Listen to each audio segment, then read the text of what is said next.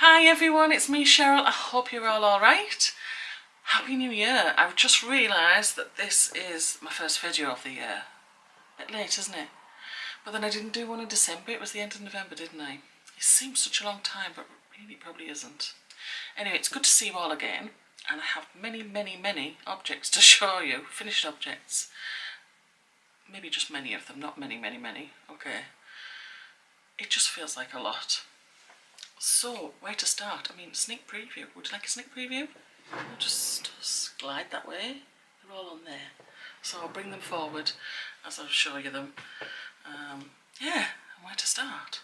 I think what I'll just tell you, some of them are actually resurrected projects. So I'm really happy about that. That was one of my goals for last year, to work through my UFOs.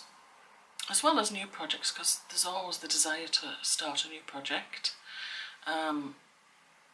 So what did I do last year with the UFOs? There was simply putting tassels on a scarf. That was one. Finishing off a hat. It was originally for CJ, but we give him a choice of what hat to wear, and he's never picked that one, so I think that'll go in a donation pile, which is fair enough.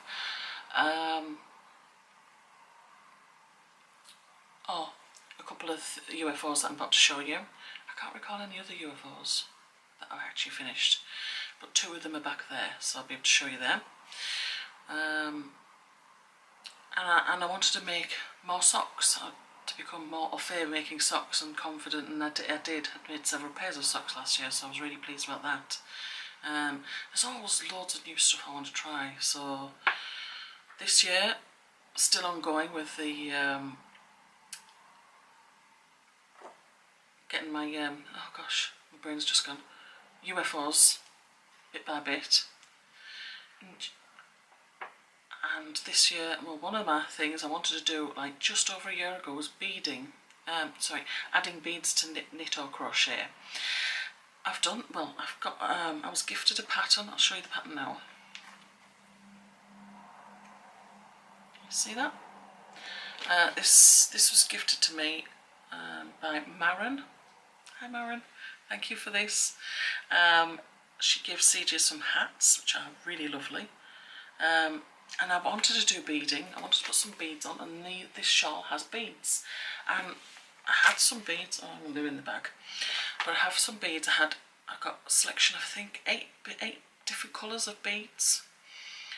So I had a plan to do some at some point when I was able, and I've got this shawl pattern gifted by Maren, and so I started it. So I'll show you that in a bit as well. In fact, I'll show you it now. It's right there. I might as well. I've only just started it, so I'm doing this at Knit and Natter, and it's that way. And there's the beads. I don't know if you can see. Aren't they beautiful? So as you can see, it's getting bigger, and then it will get smaller. And I did actually, it's only a 4-row repeat, so for that, where you do the increase, and this where you do the lace. And I originally started to like track my progress on like one of the maps, row counters, that's it. But after a while I realised I don't need to do that. Every time you have a bead you've done 4 rows. So I just tackle this in 4-row sessions, if you know what I mean. I mean, sometimes I can fit several 4-row sessions in, but as long as I do 4 rows and end on a fourth row, I shouldn't lose track. I hope that's not being too optimistic. That looked a bit odd then, it looked like a big hole, but it's fine. It's just the way the stitches are laying. You know, because the yarn is kind of like got like a fluffiness to it, so it's pulling on other areas as well. Okay, so that's that, which is absolutely wonderful. So that's one of my things ticked off, using beads and knitting and crochet, knitting or crochet or both. So another one I plan to do at some point is brioche knitting. Try a bit of that. But I'm not looking at that in the immediate future. It'll be soon at some point.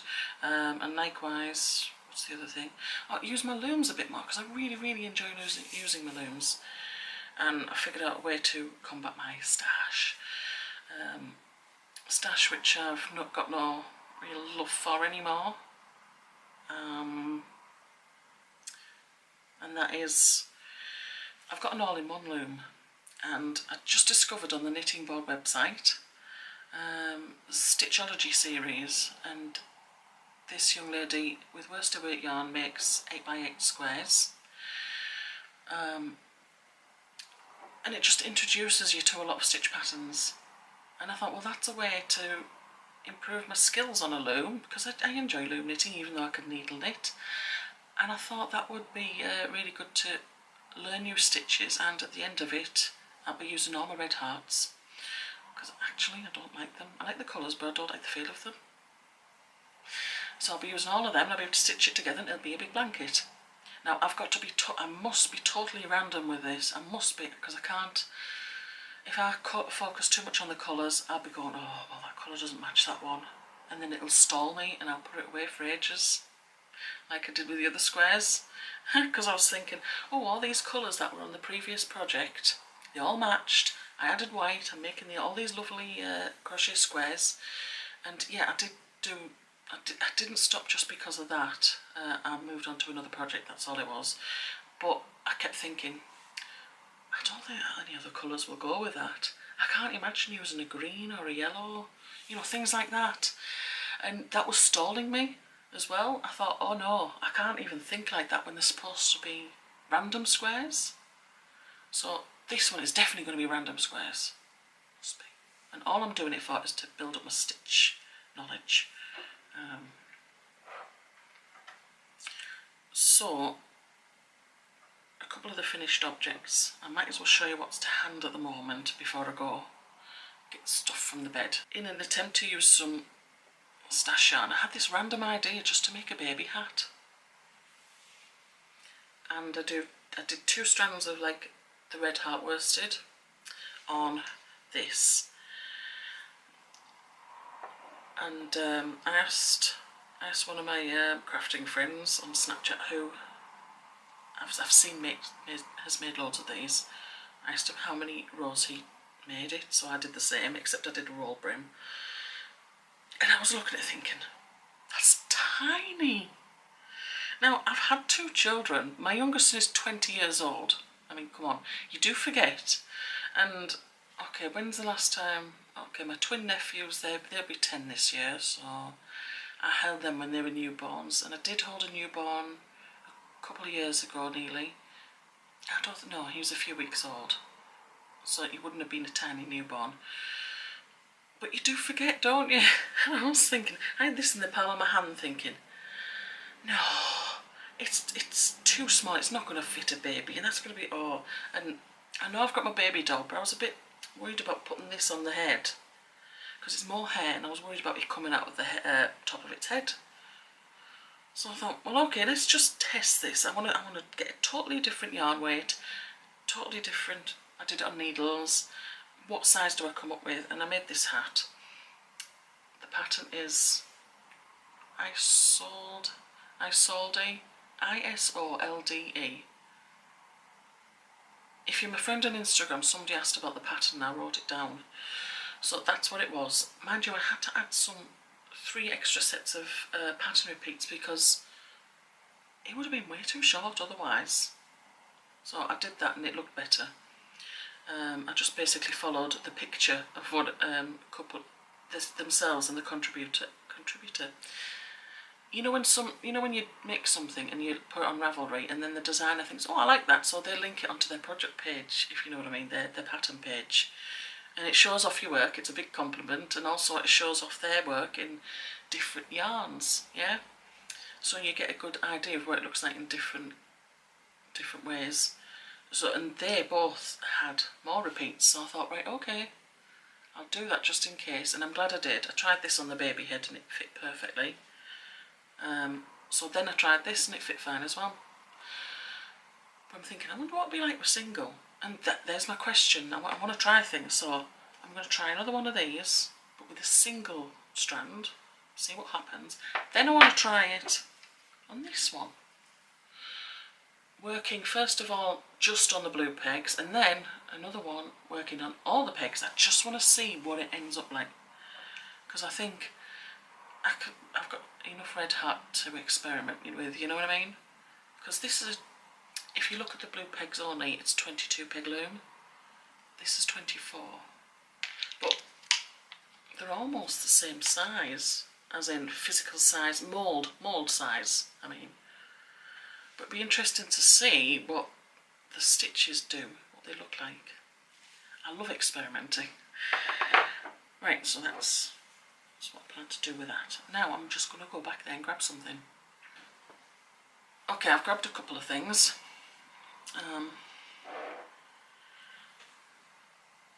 So this, I forgot to show you this in November. I actually finished it and I put it somewhere. It was just on the other side of the desk and I didn't see it. And I totally forgot. It's this, it's called Hattie. It's a hat kit. It comes on like a cardboard. It's wrapped up, the yarn is wrapped on a cardboard and this is inside the cardboard. I must admit I don't like those pom-poms. They seem oversized and top heavy. I think there's a lot of weight in there. But anyway, this I actually didn't exactly follow the stitch count. The pattern I did, but not the stitch count. Because on inside it says cast on 5mm needles, cast on 64 stitches. Well, I worked a few rounds, I must have got about this far, and I was thinking, that's tiny, that won't go on a child's head. It seriously wouldn't, it was too small. Maybe it would go on a baby. So I pulled it out and did, I'm pretty sure I did 80 stitches. And that looks way better. When I look at these images, there's the crochet version. Where am I? There I am. It's the crochet version. And there's the hat version, sorry, the knitting version. Of course it's a hat version. I'm just going to move that in a bit closer. I don't know if you can see. What I don't like about this, and I don't like it about some patterns, where the stitches stretch apart. I don't like it where the knit stitches are stretched. I like them more, I mean, you can understand a bit of stretch, but stretch so that you don't even recognise it as a knit stitch. I don't like that. I don't know if it's just me. Does anybody else like that? Yeah, so when I see something like that, and I've seen like other hats like that in Chunky, and you can see them on Ravelry and stuff, and I think, I don't even recognise that as knitting because it's just pulled too far apart. Oh, I don't like it. But then again, I suppose with the chunky ones, you don't want too much density on your head because otherwise you're going to be boiling. Right, so that's that one. I made another Christmas hat, but not in time for CJ to wear it, because this other one, when I washed it, some of the red is going in the white and it looks a bit, makes the white look mucky. So I made another loom knit hat, so he hasn't worn it yet, this could be for next year. And two things I did differently. I never used eyelash yarn in the pom-pom. Never use eyelash yarn in the pom-pom, it's not a good idea, believe me. So I did that. And this one I did differently. Now I do my brim 18 rows and then I turn it over.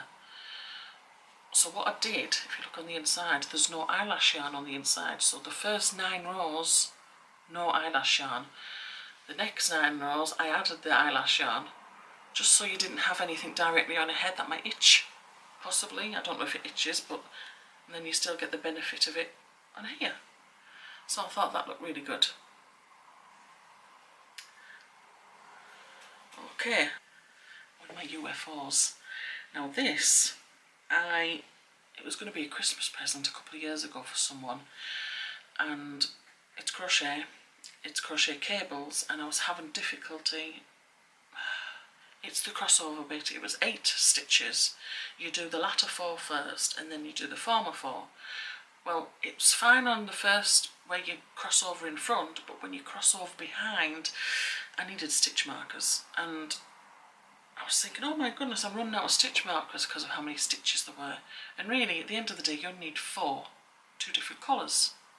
So what I did was, if I crossed over in front, I did, no, stitch 1 had green, so green, purple, And if I had to, then I took them all out after I did that cable, and when I did the next cable and I crossed over behind, stitch number 1 had the purple, so purple, green, and then I knew where I was and what I needed to do. And also the stitch markers helped me find the stitch, because that's where I was going wrong last time. So I finished that off. It's called Crochet Garcia, and one of the ends was the beginning, and I can't remember which one's the beginning now. It was folding outwards, and then so I decided to totally finish off both sides, top and bottom, with crab stitch, and that seemed to stop the folding. So there's the Crochet Garcia, and turn it round.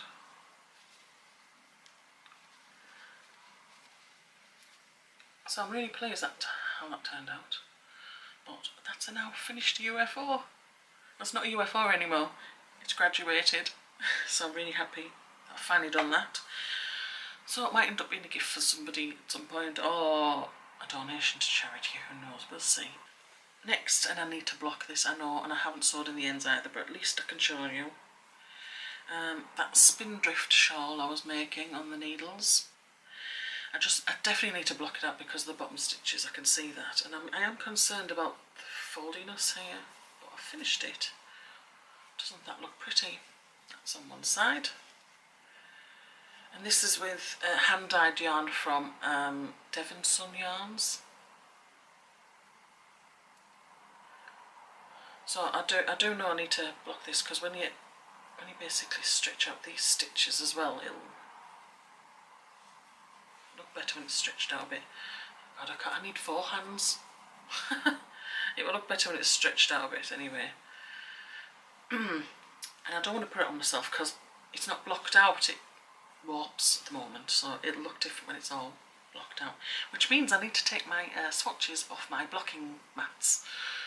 Because when I was doing, before Christmas, before I stopped doing anything like that to concentrate on Christmas gifts, I was knitting some sample swatches what I designed myself. Well, I was charting them myself so I could put them in a shawl, and I stopped that class just for a while before Christmas. Now we'll have to resume it very soon before I forget everything I've learned. I'll show you this first. It's just a normal crochet rib scarf, and it's quite skinny actually. The reason why it's skinny is because I used the yarn on another project first, and this is what was left over, and I thought, although I have 2 more skeins of this yarn, I thought I'll just finish it off here and I'll make something else with the other 2. And then I realised actually that's too skinny, but I can't figure out which end to start, because it's on Arabian you need to go work into the back, and I don't want it to look odd, and I can't remember which is the bottom, which is the top, and where I sewed the end in, where I actually finished off. I can't remember. I really need to take a close look at it so I can see, but yeah. But at the moment that's where it looks like. It may get added to. Oh yeah, the reason why I stopped where I was, and I saw this and I was thinking, oh, I wonder if I could do planned pooling on this, and I tried with the 3rd skein and it just wasn't doing it. I used that website planpooling.com, and I did a chain, and I could see how many chains I needed, and when I inputted the numbers, no matter what I did, it wasn't looking right. So I don't think it's pooling yarn, this. But it's quite deceptive the way it does that. So never mind. And then with that yarn that was planned pooling, that I was messing around with, I started to make a crochet ribbed hat. So where it started to half double crochets, and then it goes to single, and it narrows, and then you do a mini crown or something. I'm just doing that at the moment as a waiting room project. Now I've made one of these before, and I can't remember which loom I made it on. It's a poppy neckerchief, and I made it on, this time I made it on the Kiss regular gauge hat combo. I need to sew in the end there. And I made it bigger. Instead of starting with 3 stitches, I think I started with 5, 7. Only because I wanted a wider centre, like here. It's a wider centre. And I actually crocheted along the top as well as the bottom, because there's picot on the bottom there, as you can see, but on the top it looked kind of loose where the yarn overs were, so I did single crochet all the way across, and that's how big it is. So it's not really a neckerchief now, is it? It's graduated. I've used that word twice to this video, haven't I? It's grown. Okay, that's upside down. Oh God, I can't even dress myself. Start again, Cheryl. Oh, leave it random. I like random. Well, I don't like random. I do, and I don't. I like random on other people. I love the way they pull it off, but when it comes to me, I can't random. My brain won't accept it. Right there, that's random, so it's more like a shawlette, isn't it? So, last to show you, I finished the 10-stitch blanket. Yay! It measures 39 inches one side and 40 inches the other. That's okay. So it's pretty much a square, isn't it? Yeah, you can see I introduced another colour, but also I ran out of these. And if I'd known I was actually going to... Where is it? It's not that side. If I'd have known I was actually going to run out of this colour, I'd have started it sooner. Where is it? Ah, there it is. So this is where I ran out of this colour, and you might be able to see. So what I did, I got the closest matching red heart that I had. I was going to look into a different colour, even a different make of yarn, but the thing is, what yarn I was looking at, which looked on the monitor as if it was a very close match, it was completely wool, whereas this is acrylic, and I was really worried. It was actually JC that pointed it out to me. She said, that's wool. And I thought, yeah, it is. What was it, Cascade I was looking at? Which might not have stood up to like general rough and tumble washing, if you know what I mean. That section might have washed differently, which means it would have done something odd. So I got the closest matching colour I had. Now, if I'd have known it was going to run out at this point, I would have started when I began this colour on this side. And what I did, rather than just finishing that colour then starting a new one just to finish it off, I introduced it slowly. Like I did 2 rows of the original colour and 2 rows of the new colour until I totally ran out of the original, and then it became the new colour. You might be able to see. But if I'd have known I wasn't going to be able to make it all the way around, I would have started that at this point. So it would have been even on both sides, doing the alternate 2 rows anyway. But we're all very clever in hindsight, aren't we? Never mind. So that's what that looks like, and that's a charity blanket. And I'll talk to the ladies at Knit and Natter and see who wants to take it. But I'm so glad it's over with now, because I'm so done with it. But I needed to do this one. I mean, okay, I was doing a charity blanket anyway, that was the plan, but when I did a 10-stitch blanket on the loom, I didn't understand what I was doing. And because I'm more experienced needle knitting, it was helpful for me to understand what I was doing on the needles first, before then doing it on the loom. Because I'd never done short rows before, and that's what the corners are, the short rows. So doing a few of these corners first really helped me finish the one on the loom. But I much preferred making the 10-stitch on the loom. It was, I don't know, I just liked it. But yeah, that's it, and it's over with. I'm so happy. Yes, can you tell I'm really happy? I've got a list of what my UFOs are, and I need to go through them and see which ones I can use for waiting room project. I know one of them is a big project, like the 10-stitch blanket. It's going to take a while, so, and I need to fully concentrate on that. So that is what I can do during the day when I'm at home, no interruptions. I need to see what I can do in front of the TV at night, when we watch our episode of whatever we're watching at the time, because we record seasons and then watch them later, like so we watch them every night until we've done with that season. So I need something I can do with while watching that, so it doesn't need as much concentration. And then I need something small enough and portable enough, and something that doesn't require a lot of concentration for waiting rooms, for those situations. So, because I could do a sock in a waiting room, but it can't be on DPNs, even though I've no issue with working DPNs. Because, and also, if I'm at the stage of a heel or a toe, I won't take that to a waiting room. So, but I will take a sock when I'm working on the calf and the foot on my 9-inch needle. That's a waiting room, because it's just round and round.